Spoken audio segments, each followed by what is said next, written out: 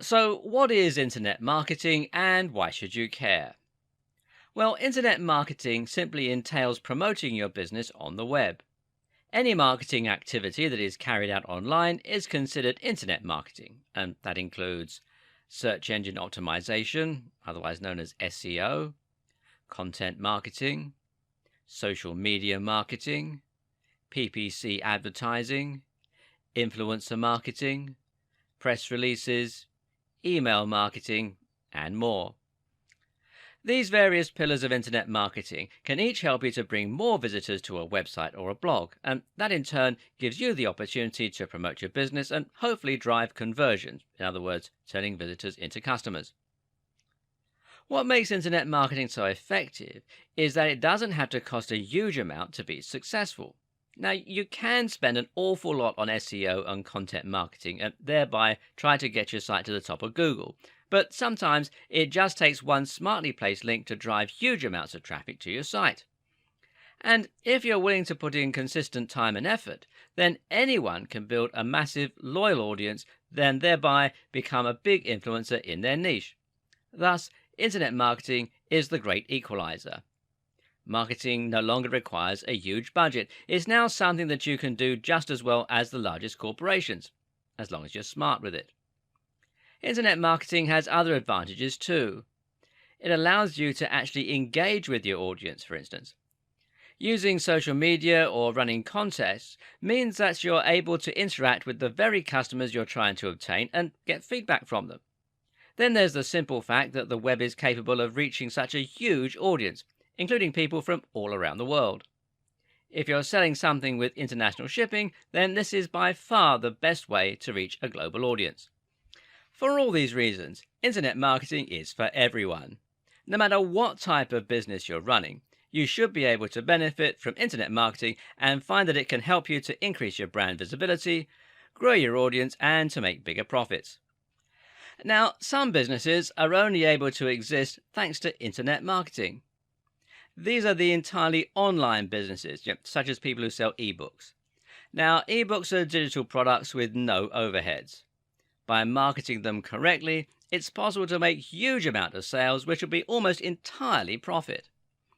Ebooks can be something of a hard sell, but the fact that you can reach such a massive audience and engage with them directly means you can get enough turnover to earn big profits.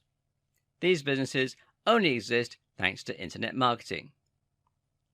Other businesses also rely heavily on internet marketing. If you sell a service online, such as web design or copywriting, then using internet marketing will allow you to ensure that the maximum number of potential clients see your website and consider hiring your services. Knowing how to reach that audience online is the difference between long dry spells, where you aren't bringing in any cash, and a steady flow of orders and income. Of course, the same is also true for an e-commerce business, which exists to turn website visitors into paying customers in a similar way. Amazon actually spends over $1 million a day on Google AdWords alone, which shows you just how much the company values its internet marketing. But it's not just online businesses that can benefit from internet marketing.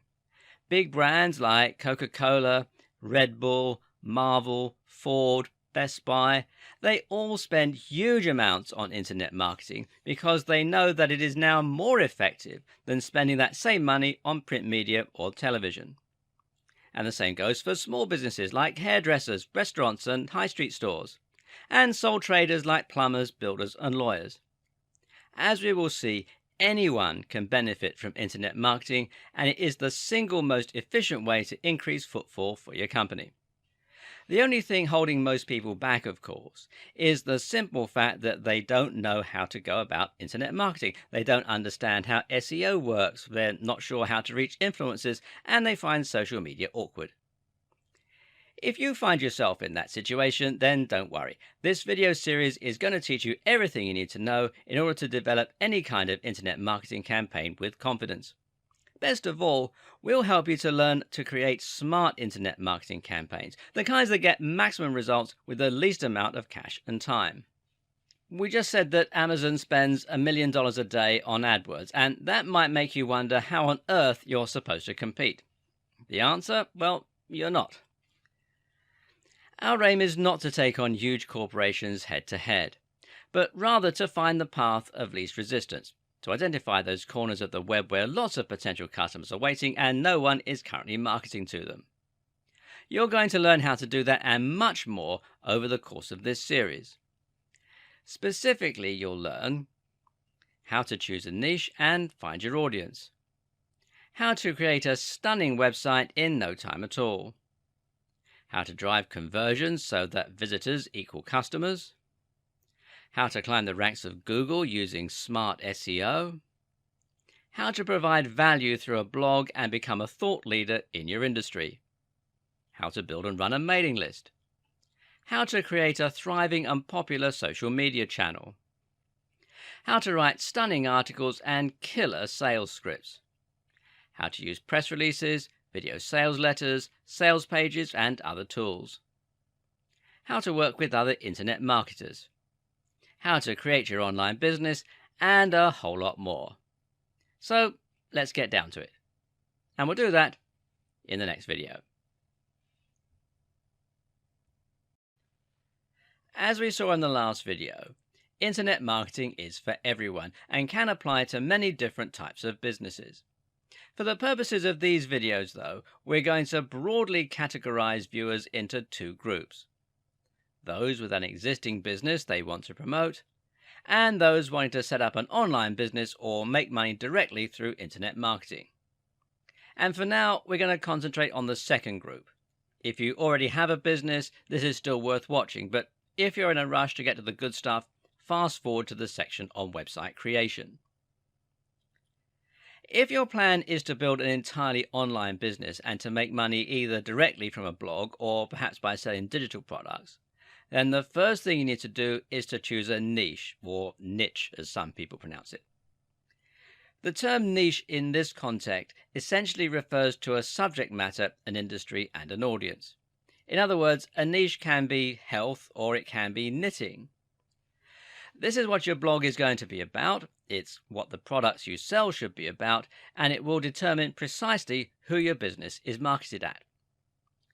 Choosing your niche is one of the most important steps in creating a successful online business. And the reason for this is that it will directly impact the amount of competition as well as the size of your audience.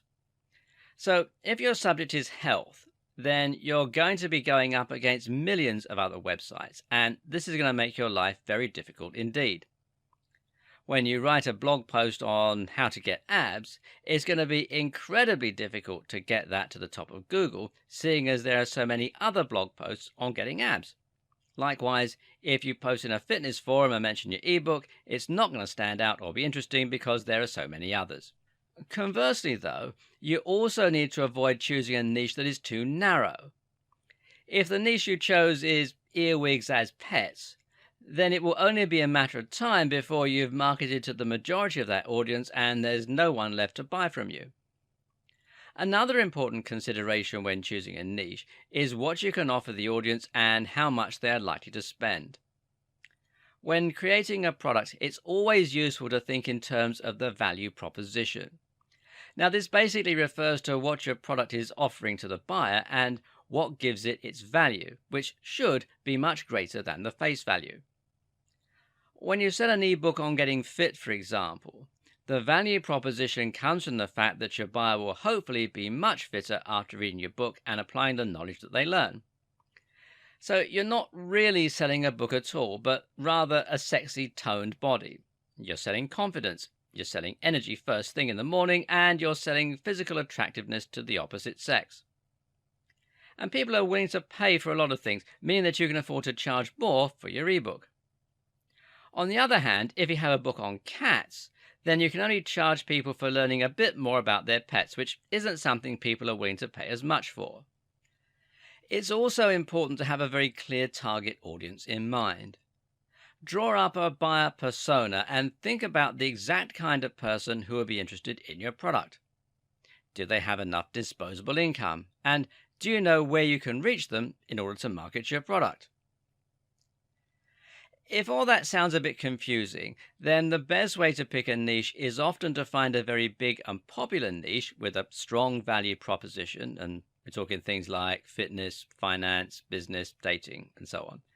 And then to narrow down to find a specific section within that niche. So, for example, you might have fitness for the over 50s, fitness for nerds, and as a sidebar, nerdfitness.com is a highly popular website. You could have fitness for X condition, whatever you want to put in, fitness for martial artists, online businesses for students, making money online for stay-at-home mums. The list just goes on. And try and think of something that is as original as possible, while at the same time making sure that there's a big audience there and that you can solve a specific need.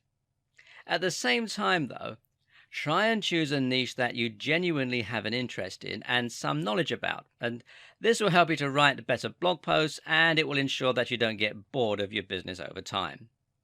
And this is actually one of the most important tips. So don't be motivated by money alone, or you're likely to find your business lacks staying power. Finally, think about any connections you might already have and any contacts. If you happen to know the editor of Gardening Magazine, then creating a business in the gardening niche just makes sense. Likewise, if you're a prominent member of a big forum dealing with health, then this is a very logical niche to choose, as you'll be able to post about your blog there and hopefully get a big reaction. In short, try to have an entire business plan ready before you even begin writing. Know your strategy, know your end game, and let your niche dictate all that. The next thing you need to do is to create a stunning website. Now, this is highly important, as your website is what's going to create the first impressions for your visitors and give them the confidence to buy from you. Now, this makes all the difference. Think about your own experience, whether you're looking online for a place to eat, for a specific product to buy, or a blog to read. If the website is well designed, then the chances are that you'll feel comfortable there. If the font is large and crisp, then it will be pleasant for people to read. If the logo is well designed and high definition, then it will create trust for your brand. If the navigation is simple and fluid, then visitors will be able to find their way around the site. And if the Buy Now button looks official and secure, then people will be much more comfortable entering their payment details. How many times have you loaded up a website to get some information or to order food, only to be immediately put off by the dated design and leave? Now, don't let this be the experience that your visitors have of your website. Make sure that it looks clean and professional, and don't accept anything that is less impressive than the very top players in your niche. If you want to be taken seriously, then that is what it takes. So, how do you go about creating such a website? Well, the good news is that these days it's very easy with WordPress. WordPress is, of course, a content management system and site building tool. You install it on your server, and this is usually available through the tools provided by your hosting provider, or you can download the files from here at wordpress.org. Be sure to come to wordpress.org, not wordpress.com. Wordpress.com is where they host the site for you. And then you'll be able to log into a backend and choose a theme and layout while adding posts and features easily. And WordPress is by far the most popular tool today for building websites, and it powers many of the biggest brands on the net. For example, some of the BBC websites run on WordPress, as do the blogs that Forbes magazine hosts, and Wired also is run by WordPress. And it's free, and it has a huge number of different features. It has support from a massive online community and nearly endless customizability. In other words, there really is no reason not to use WordPress. It's a tried and tested commodity, and it makes things quicker and faster for you while still resulting in a highly professional looking end product. Now, once you've installed WordPress, you should then look into adding a professional looking theme. Now, thankfully, these can also be added very simply by looking at the themes available through WordPress itself, or by buying them from various theme stores. And a good one is themeforest.net. And you can see here they've got, at the time of making this video, 31,056 website templates and themes. And as you can see here, prices start at around $2, so it's well worth a visit. A professional looking theme with good customization options will generally set you back about $40, and this is a very worthwhile investment as it can make your site considerably more professional looking, help it to stay responsive so that it fits the size of the display that it's being viewed on, and generally ensure that it's polished and able to compete with those top players. You also need a great logo, which will help you to brand your business and will give you more marketing options. A good logo needs to be unique. It needs to encapsulate what your business is all about, try to communicate the value proposition if you can, and it needs to be crisp and high definition to look professional. If you create your logo yourself, then it's very important that you use vector files via software like Adobe Illustrator in order to make it look the part. Better yet, outsource this job to someone else. Consider using 99 Designs, which is 99designs.com, or if you're in the UK like me, it'll redirect you to 99designs.co.uk, or perhaps Fiverr, which is Fiverr with 2Rs.com. There are many different aspects to good internet marketing, which include SEO, press releases, social media marketing, influencer marketing, and more. Once upon a time, internet marketing could mean simply picking one of these facets, such as SEO, and then trying to spam it until a site got to the top of Google and started getting thousands of views. Today, though, this method just doesn't work, and in fact is much more likely to get you penalized by Google. Today, the only way to succeed online is by delivering quality, and the best way to do that is by updating your blog regularly. This is the central tenet of content marketing, and as you'll see, content marketing can provide the backbone of your entire digital marketing strategy. So, just what is content marketing? Well, essentially, content marketing means that you're going to promote your website via content, and you're going to use this to bring more people to your website and get them to engage with your brand. People are not going to visit your website or blog out of the goodness of their heart. They will go there because they're looking for something, and that something will normally be content. People use the web to find information, for entertainment or for news, all of which means content. Your core strategy is going to be publishing content on a blog regularly and using this as a way to gradually bring in more and more visitors. Eventually, this should allow you to establish trust and authority within your niche and build up a big following of regular readers who want to find your content. Your content is also what you're going to use to succeed in the various other types of internet marketing. Over the next few videos, you'll see how content is essential for SEO as well as for social media.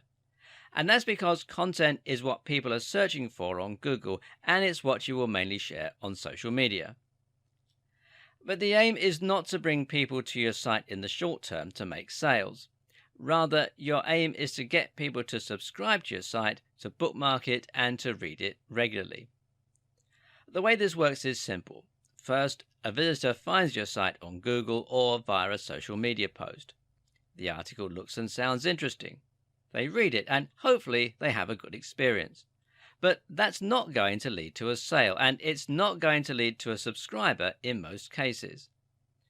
Rather, they will just make a mental note that your site was reliable and interesting, and so if they see a post from you again on their travels, they will be more likely to read it next time. It's important that your branding and web design is strong, and this will ensure that they recognize the fact that they're returning to a website that they've already been to once before. Eventually, you'll get to the point where they have a question and they decide to turn to you for advice. They know you're reliable. They know they enjoy the way that you write, and so it makes sense that they'll seek you out when they want to know something. At this point, you have their trust, and it will be much easier for you to persuade them to make a purchase or to read your site regularly. Eventually, they'll become regular subscribers, and they'll start actively looking into whatever you're posting next. This will mean you have a captive audience, and the next time you want to sell a product, you'll be able to. And no, this strategy is not just for online businesses or ebooks. This strategy can likewise work for a high street store or a hairdressing company. It's all about getting more people to read your content regularly so that you have built that audience and that trust. Of course, some internet marketing strategies might rely less on content marketing than others, but this is an activity that every business should be engaged in. And it all revolves around providing value for free. That may sound great, but the next question is, how are you going to go about doing this?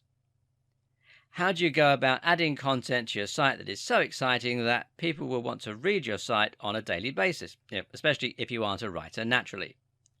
Well, the first thing is to understand the type of content that gets read and the type of content that gets shared.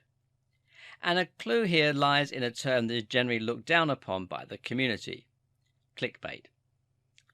Clickbait is content designed to get people to click, and very often it provides little to no value.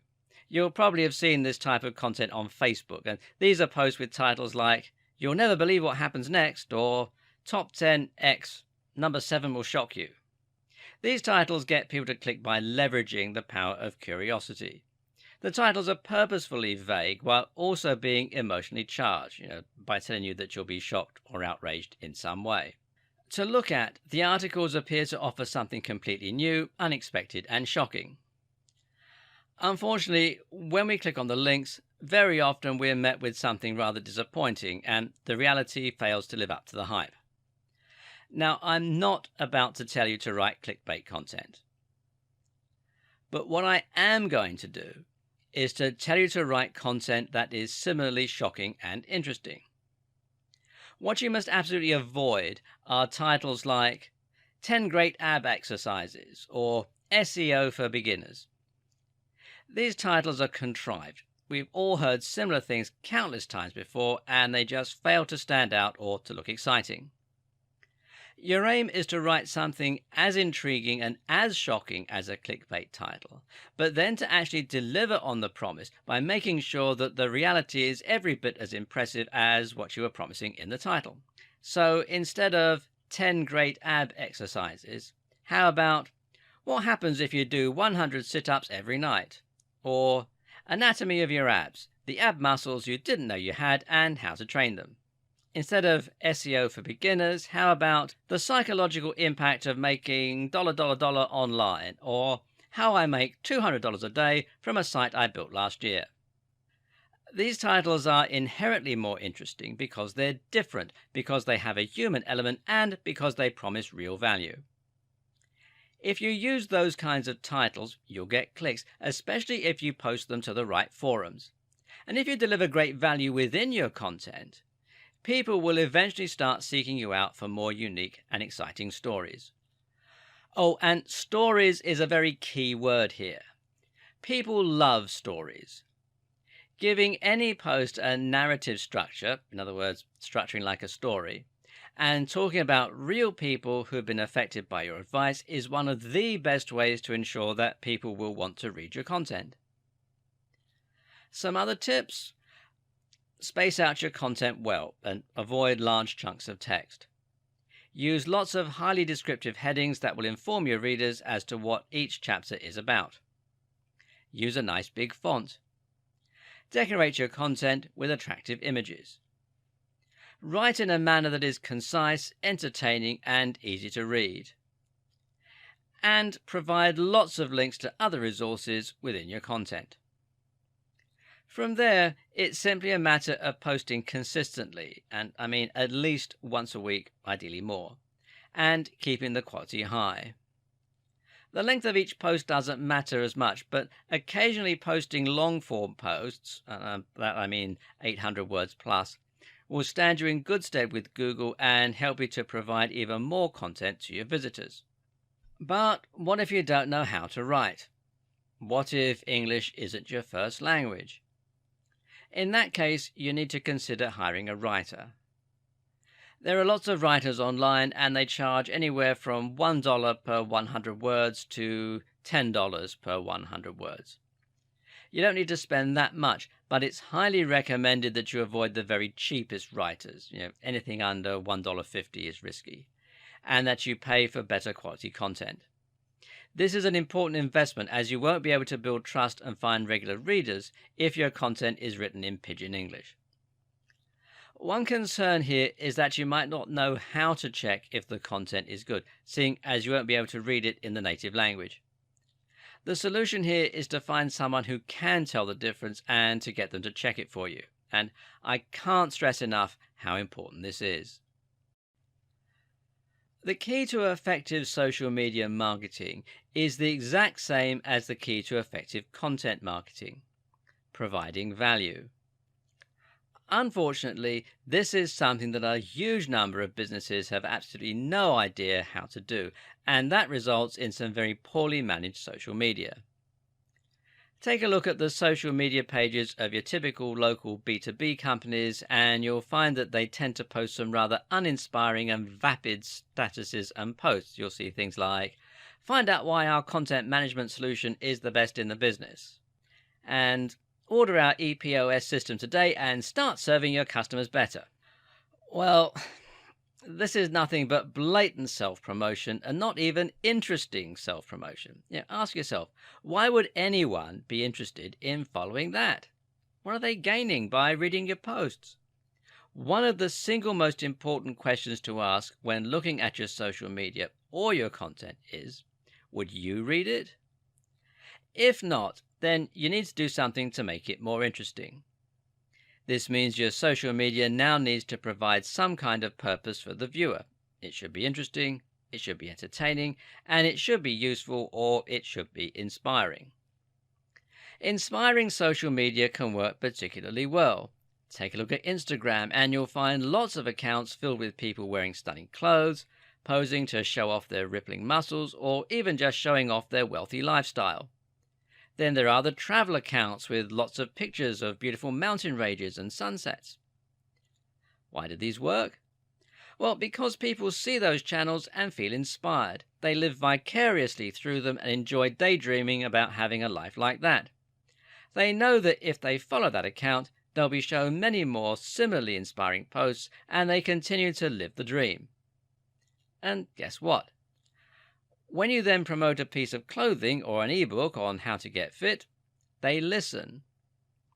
Examples of popular Facebook pages are things like IFL Science, which posts links to articles with some really eye-catching titles and gets tons of likes and tons of shares as a result.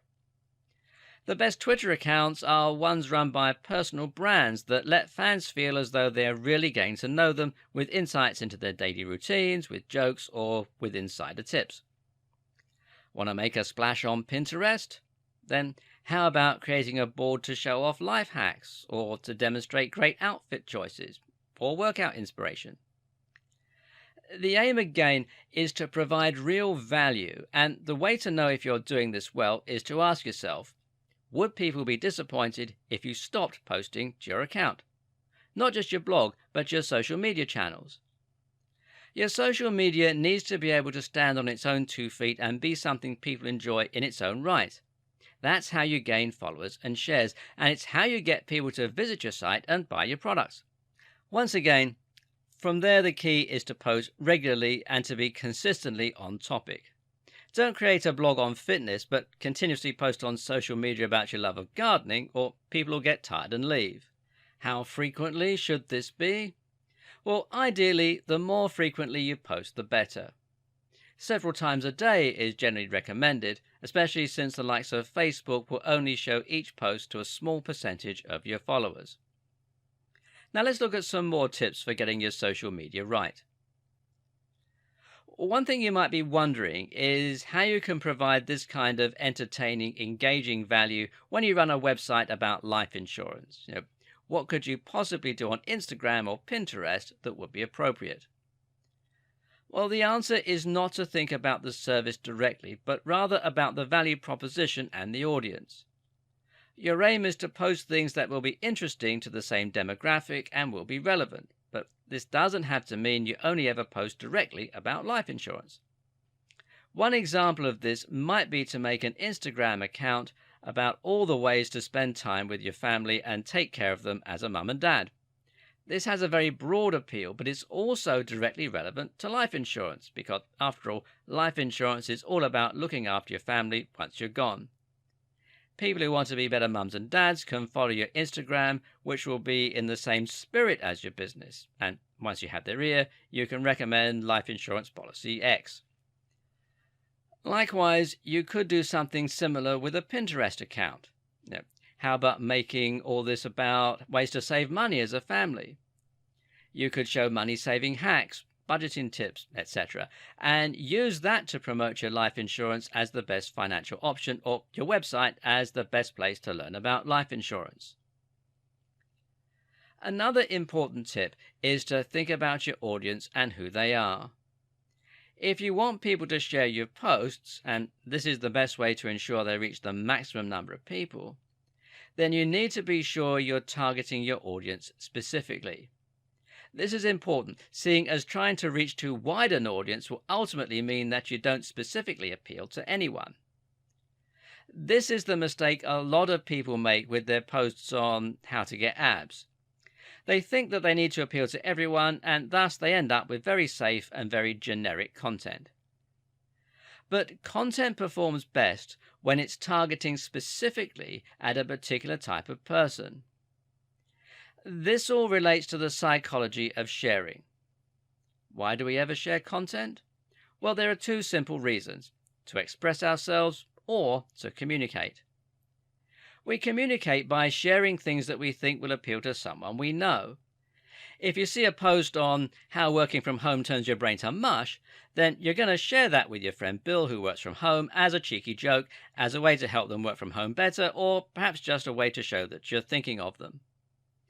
If you work from home yourself, then you might post it to express how you feel about working from home and to help others understand you better. But notice that in both scenarios, the post only works because it applies so specifically to people who work from home. While being very specific might appear to exclude potential customers, it makes it much easier for you to market to a particular type of person who is likely to buy from you.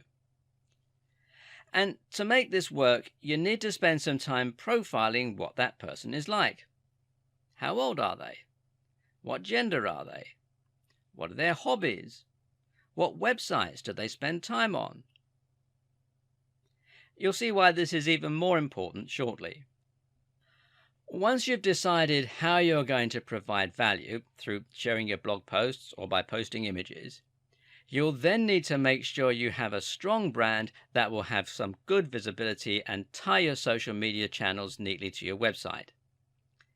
It's important that when someone sees a post from you, they know it's from the same website that they saw the other day. So make sure you have a good logo and use that as your profile picture or your cover image on each account. Likewise, use the same name wherever possible. Another tip is to integrate your social media and your website as closely as possible. It'll take a while to build up momentum on your social media, but one thing that you can do to help that along is to add social media buttons to your website so that people can check out your Facebook page directly from your website. Ideally, you'll gain new followers each time someone goes to your website. That way, they'll be more likely to see your future posts and share them, bringing in yet more visitors who can subsequently become followers. Also important is simply to ask people to follow you on social media. This is particularly effective in videos, so if you have a YouTube channel, then don't be shy to simply ask the people watching to follow you on Twitter and give them some good reasons to do so. Similarly, at the end of a blog post, why not just ask your readers to share the post with their friends using the handy sharing buttons that you provide? It's also a good idea to integrate your various different posts to save time and to ensure that you fill each channel with as much content as possible. For example, you can make it so that you post all your tweets on your Facebook page, or that each new YouTube video is automatically shared on Twitter. Don't forget that social media is still primarily a communication tool. One of the best ways to ensure people are engaged with you is to actually talk with them and to do something as simple as just following people or liking their pictures. If you've ever used Instagram, then you'll be familiar with how pleasing it is that someone has started following you, especially if they look like a professional brand. Likewise, it's great when they comment and say, "Nice pic." This will motivate you to check out their channel and, in many cases, to follow it. So just spend some time posting and, of course, be sure to actually respond to people. Running contests and surveying your audience can also be a very good way to increase engagement and to get a better idea of what your followers want to see from you. A good example of a contest is to award a follower with a free gift if you get over X number of likes. This can help you to build more shares and likes, as well as being a great way to thank your fans. Now it's time to look at one of the biggest pillars of internet marketing of all: SEO. SEO is search engine optimization, and this basically means that you're trying to get your website to show up in the search results. Of course, you're not going to be able to show up high in every search result, so this is where keywords and targeting come in. A keyword is essentially a word or phrase that people are going to search in order to find your site. When people go shopping online, they'll almost always start with Google. And when they start with Google, they will begin by searching for the thing that they want. Very often, this will mean that they search for something like "buy hats online." If you can target that precise phrase so that your page is the top result, you will not only be able to reach the right demographic, but you'll be able to target them at the precise moment they're actually planning on buying something. The same thing happens when someone looks for information. They might search for how to lose weight after Christmas, or they might search for fitness articles. Again, you can bring more people to your site and that way hopefully create more loyal followers simply by making sure your pages come up as top results for those terms. So SEO has the huge advantage of being highly targeted and allowing you to reach anyone rather than just people who are your followers or who are part of the same network as your followers. The only problem is that SEO is also arguably more complicated than the other forms of marketing we've looked at so far. It's never guaranteed. That is to say, you can spend years doing SEO or pay the very biggest SEO service in the world and still not see any improvements. Let's take a look at why that is and how to give yourself the best chance of success. In order to get to the top of Google, the aim is to try and understand how Google works, how Google decides which sites are worthwhile, and how you can manipulate those factors in order to move your site to the top. Google works using spiders or robots. These are small programs that search the web by following from one link to the next.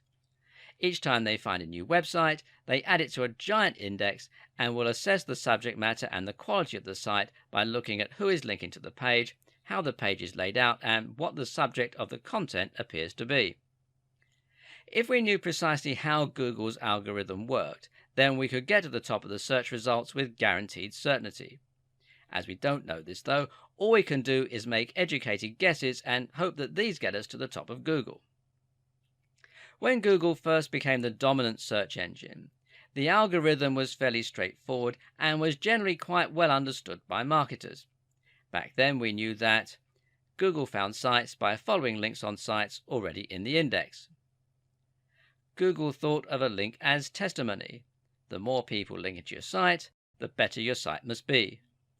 Google attempted to match search terms with the content on your pages. If you repeated the same phrase often enough, you stood a better chance of ranking for that term. Back then, it was easy enough to manipulate Google into doing your bidding. All you had to do was to create a website with lots and lots of content, repeat the same keywords over and over again, and get lots of other sites to link to you. It was literally a matter of whoever worked the fastest could get to the top of Google the quickest. Unfortunately, though, this also led to some very bad practices. People would stuff keywords into their text, repeating the same few phrases over and over again. People would pay for links. People would steal content and spin it, swap words for synonyms, and generally Google's results started to become dominated by spam.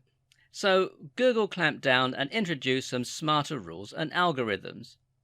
These updates to its system were known as Penguin and Panda and really shook up the internet marketing community. Now Google is much smarter when it comes to looking for content and now values quality over quantity to a large degree. A few examples of the changes. First off, Google will now penalize websites for keyword stuffing. A density of 1 to 2% is generally recommended. Google now prefers long-form content and will reward it. Google will penalize sites that associate with spam sites. Low-quality links are worthless. Links from established authorities mean much more.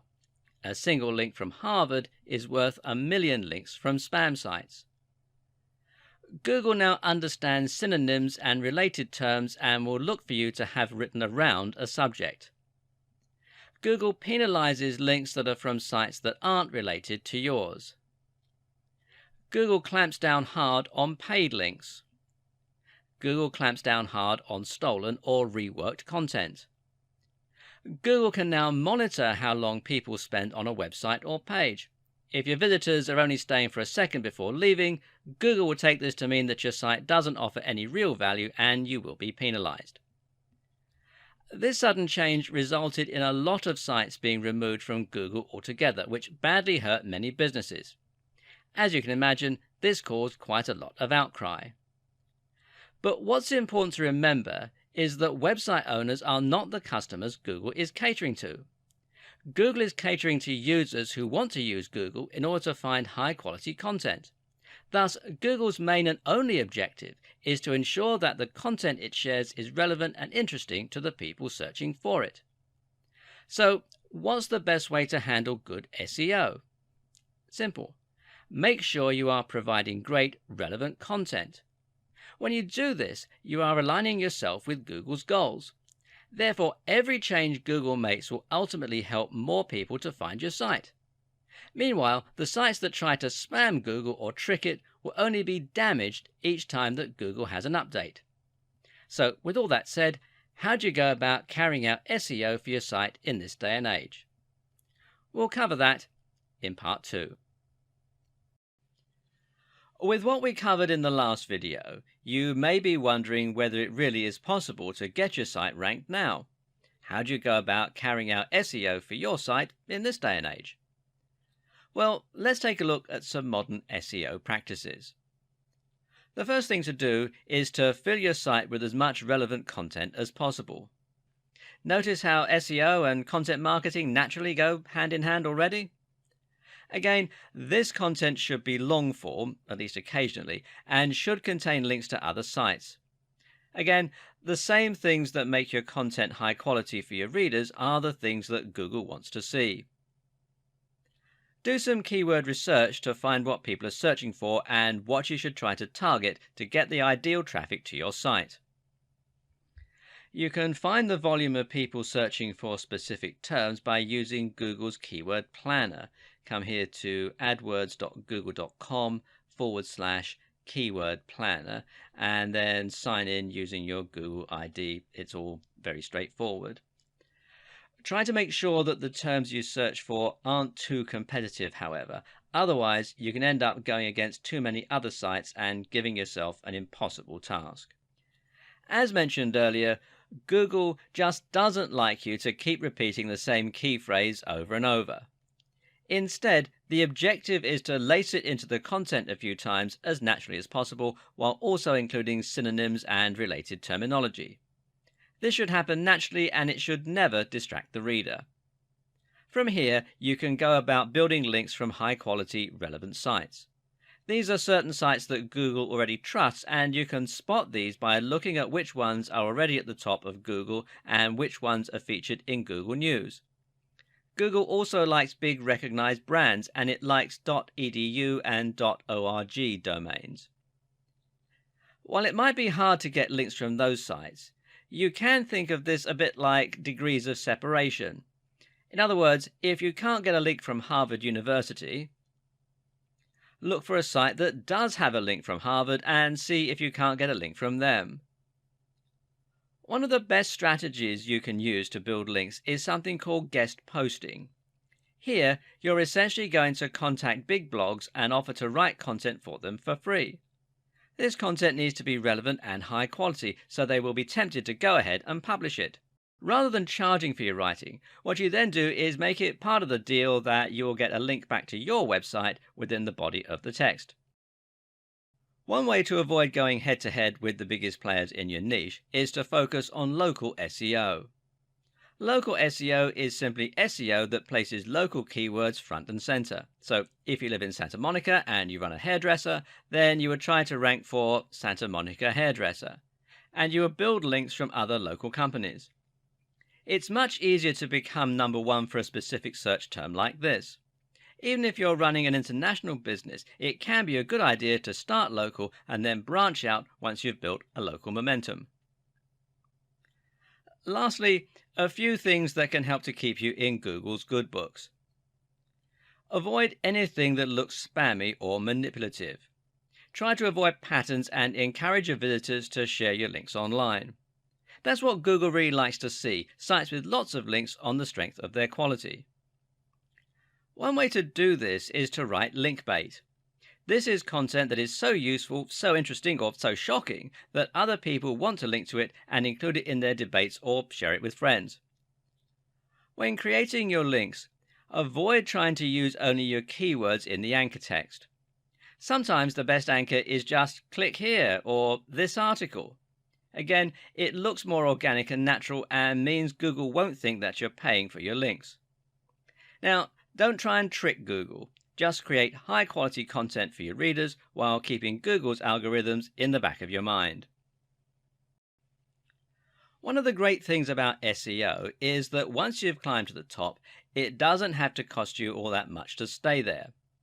The problem is, it can take an awfully long time to get to that point. PPC, meanwhile, offers you the precise opposite strengths and weaknesses. PPC stands for pay-per-click and is the main form of advertising online. Pay-per-click essentially means that as an advertiser, you only get charged each time somebody actually clicks on one of your adverts. So, in other words, it doesn't cost you anything to have your advert published on a website. If no one ever clicks on it, you'll never pay a cent. But each time someone does click on it, you'll be charged X amount of money. This has a lot of handy advantages, as do many of the other features of PPC. So let's dive in and take a closer look. So how much exactly do you pay for each click? And where will your ads show? What's the best way to make the most money from it? Well, essentially, you get to decide precisely how much you want to pay for each click. The caveat is, the less you pay, the less your advert will get seen. That's because ads are shown based on a bidding system.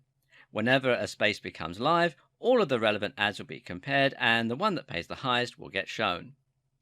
That means you can get clicks for 1 cent if you're in a niche with zero competition, but for a much more competitive industry, you can end up paying as much as $5 per click. The good news is you only pay the amount you need to beat the next highest competition. So if your maximum bid is $5, but there's only one competitor who's paying $1, you'll get the ad for $1.01. As well as setting how much you're willing to pay, which is known as your minimum bid, you can also set how much you're willing to pay per week or per month. This is your budget, and by setting this, you can ensure that you never spend more cash than you have. The great thing about this system is it means you can actually guarantee ROI for your business. You do this by calculating how much it's going to cost you to bring each new visitor to your site, which will be equal to your CPC, or cost per click. You then look at your conversion rate, in other words, what percentage of new visitors become paying customers, and then you compare these numbers. So if 1 in every 100 visitors buys something from you, in other words, a 1% conversion rate, and your product earns you $50 per sale, that means each visitor is worth $50 divided by 100, or 50 cents. As long as you're paying less than that per click, you should earn profit from the campaign. This also means you'll need a daily budget of a certain amount in order to see daily returns. There is another great benefit to PPC advertising too. It allows you to target specific types of visitors very precisely. Targeting means ensuring only people you really want to see your ads will see them, and that can prevent you from wasting money advertising to people who won't be interested in buying from you. If you're selling skateboards to skaters, you should find your conversion rate goes up significantly versus trying to sell pens to skaters. So, how does all this work? Well, there are two main PPC programs out there at the moment. These are Facebook ads and Google AdWords. There are some others, but they aren't so big. Google AdWords show ads on search terms, and in that way it works just like SEO. Your aim here is to make sure that you're paying for your ads to show up on search terms with enough viewers and that are targeted to your precise audience. You can do this using local search terms again, or you can do it by using search terms that specifically relate to your niche. And you can see the ads are here at the top where it says ad. Quite often they'll also have them down here on the right hand side in a search result as well. Now, Facebook ads, on the other hand, gives you even more targeting options. With Facebook ads, your adverts will show on users' Facebook pages on the right or in their home feeds. You can then ensure that people only see the ads if they are the right age and sex, or if they have the right hobbies and interests, or have the right income, and if they're in the right location. Google has the advantage of showing ads to people who are currently searching for services and products, whereas Facebook ads can be interruptive. You can even use Google AdWords as a way to test whether certain keywords are worth pursuing with your SEO. But by closely targeting only people who are likely to be interested in your product, Facebook ads allow you to avoid wasting money on clicks from people who would never have bought from you in the first place. If you're selling a digital product, there is another very effective way to gain a lot more sales, and that is to get other marketers to promote it for you.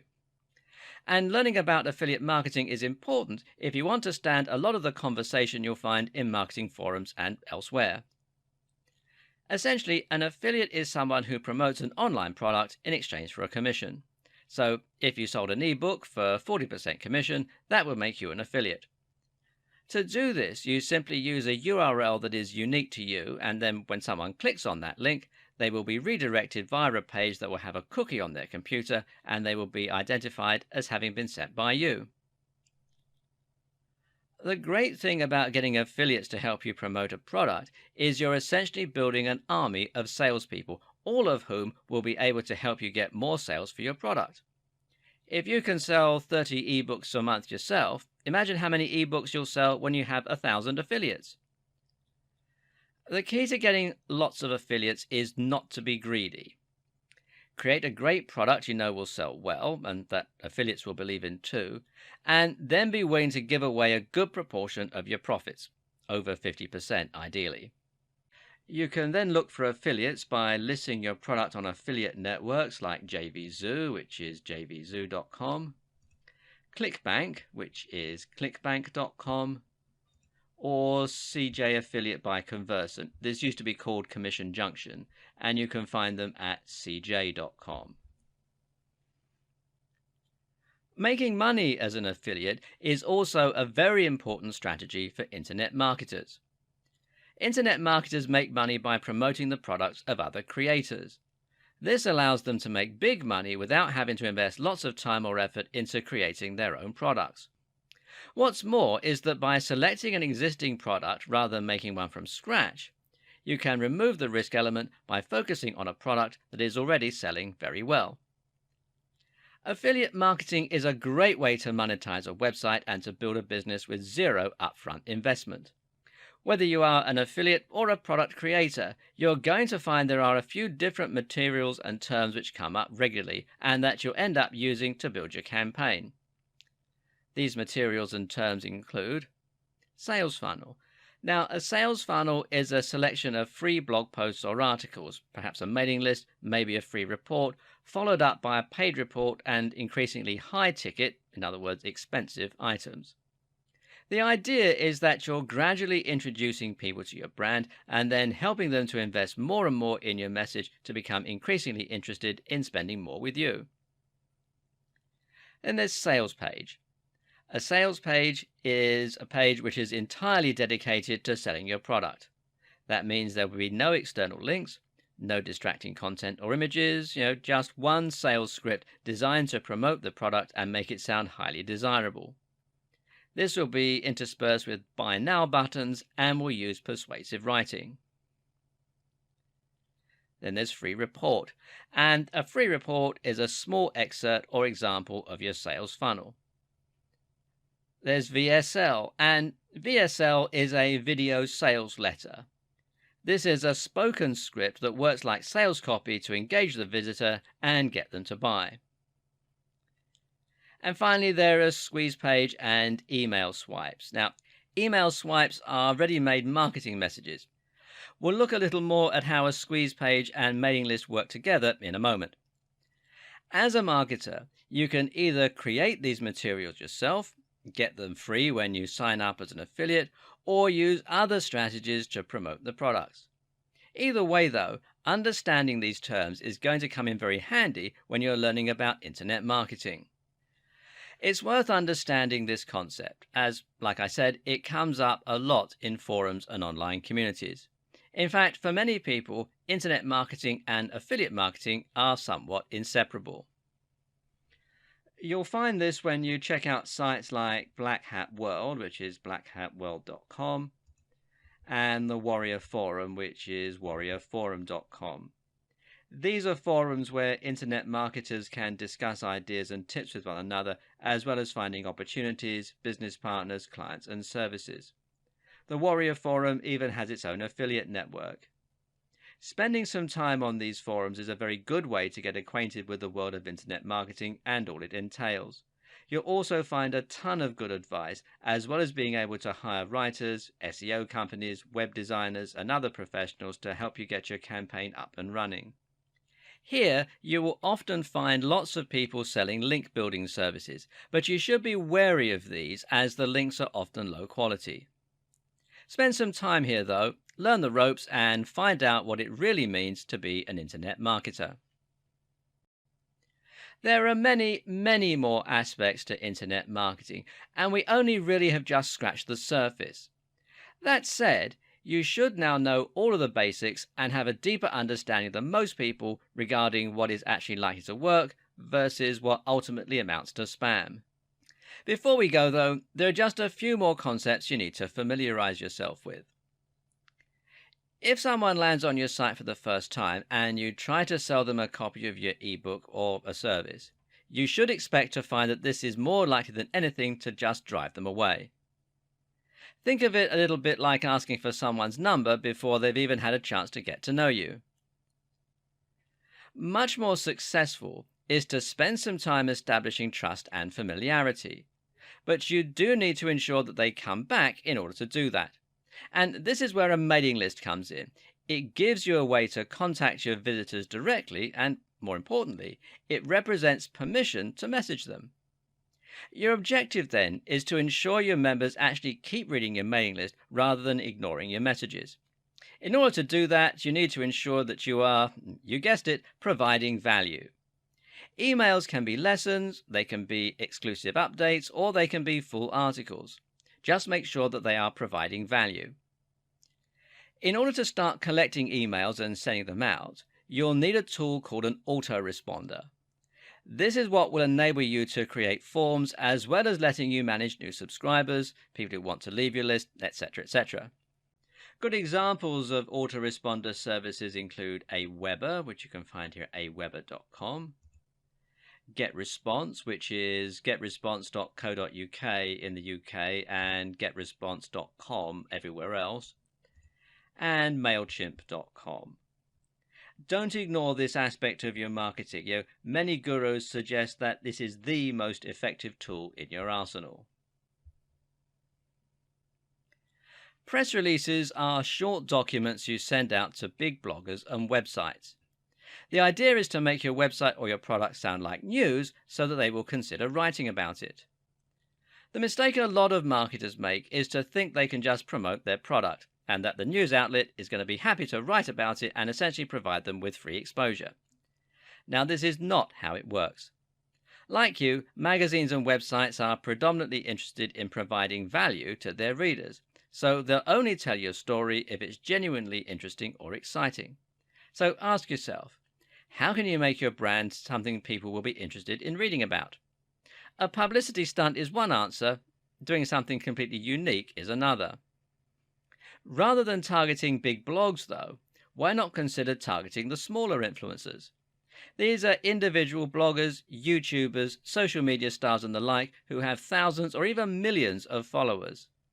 If you can convince them to give you a shout out, you can sponsor them to do this, give them something for free, or exchange favors, then that can give you instant access to a gigantic audience and potentially transform your business overnight. Finally, no matter what strategies you're using in your internet marketing campaign, it is absolutely essential that you are regularly checking your stats and analytics to ensure that you're actually making progress. Look at how many visitors you're getting daily, look at which activities are bringing you the most customers, and use this information to hone and improve your campaign over time. There are several different tools that you can use to do all this, but by far the most popular and capable is Google Analytics. If you're serious about internet marketing, then the two of you need to get acquainted. This video series has thrown a lot of information at you all at once, and there's still more to learn. Unfortunately, that's the nature of the beast. Internet marketing is a huge subject, and you will never have learned everything. Moreover, it's also a subject that is continually changing and evolving, so you'll never know absolutely everything that there is to know. But what this series has hopefully done is to A, give you a solid foundation of knowledge to get started, and B, help you to make some smart decisions and avoid some of the biggest mistakes that new marketers make. The biggest lesson I want you to take home from all this is that you should work smart, not hard. Now, that doesn't mean that you're going to be putting out a load of dross, though, far from it. The key to getting easy wins is to create things people actually want to see and want to share. Content Google wants its users to find, and content that will build trust and authority with your followers. This means writing about subjects you're passionate about, and it means bringing something genuinely different and unique to the table, and it means creating a stunning website with glorious images and a strong brand. Good SEO and good marketing means telling amazing stories and creating amazing content. And I wish you every success.